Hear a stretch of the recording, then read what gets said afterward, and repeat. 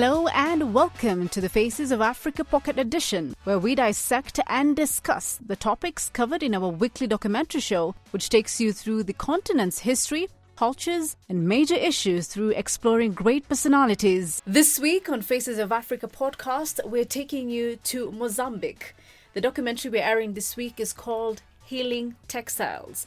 My name is Fathiya Nur, and I have here Jeff Muthee. Hi Jeff, been a while. Hi Fathiya, yeah, it's been a minute, right? How are you? I'm good, how are you? I'm good. What have you been up to? Just Christmas things, but then Merry Christmas. It's been Thank a you. holiday. Yeah, so we've been quite busy. Zambia, Nigeria. Right. Yeah. We've Now had interesting documentaries coming out. Correct. Zambia was just out the other day. Congratulations. Thank you. Very nice story. Yeah, and now we are heading all the way to Mozambique. We're going to Mozambique. That's why it's called Faces of Africa. I like that. What a way to end the year, actually. I love it. Moving around the continent. But let's talk about the documentary from Mozambique, Healing Textiles. It's a documentary featuring this lady who's in fashion, Yes, sustainable fashion. correct. But she's also a traditional healer. What in South Africa they call a sangoma. Sangoma.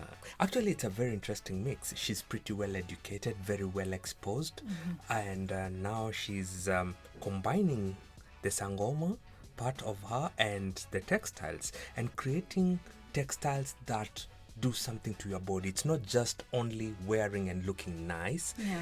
These are textiles that will soothe you because she's gotten the knowledge of some roots that we have here in Africa, that once you combine them and you dye the textiles in them, they do something to your body. It's a very interesting documentary. Right. Her name is Wacy Zacharias, right? And she talks about, of course, her parents also were working at the United Nations at the time in the US, and she's really basically grown up in South Africa. So her life, like you said, she's very educated. Correct. And when she came into the fashion industry, her whole dream was about, bringing out the African, Correct. history in terms of the dressing that Yes. is in the continent. Yes. And she talks about this particular, should I call it material, Capulana? Capulana.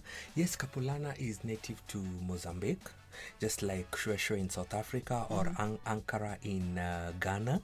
Yeah, so the young people in Mozambique were not embracing Capulana. They thought it was an old people's dressing. It's for the grandmothers and all. Yeah. But she came and made Capulana very young, very hip, very appealing to the young people. Yeah. And now you can say it has taken off on its own. Yeah, if you actually watch the documentary, you see her styling and, designing skirts with bits and pieces of the Capulana. It's very interesting. Yes. And I think for someone like me who is not really into, like the traditional kind of wear, Yes, I thought, yes. wow, very interesting, Yeah. something I could wear. Sure.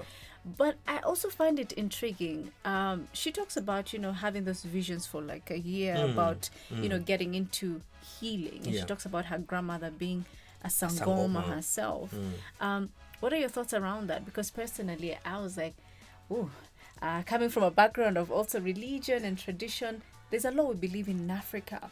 Do you think it's a very authentic style of living that we have in the continent?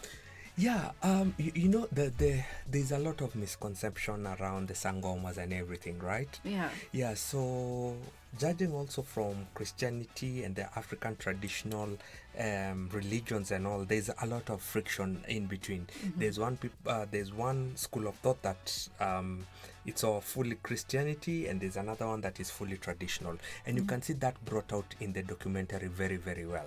She talks about colonialism and how colonialism just messed up the whole African system. There's Pai Jacob, who's a traditional healer, who's talking about the traditional medicine versus the modern medicine, which ironically the modern medicine is just taken from the roots. Right. Okay. Yeah. So he just goes directly to the roots and gets the roots and prepares his medicine. Yeah. Right. And for the sangoma, the way she breaks it down, it's just being true to your culture and just living the way our grandparents were living way back then, before the coming and the advent of colonialism. I totally agree. She talks about colonialism also through slavery, but also talking about the religious aspect. Even in Islam, for instance, we do believe that there are certain herbal medicines that comes from certain roots. Correct. Like the black seed, the oils, the seeds itself, they have some healing factors to it. So I really see the sense into it when you look at it. Sure.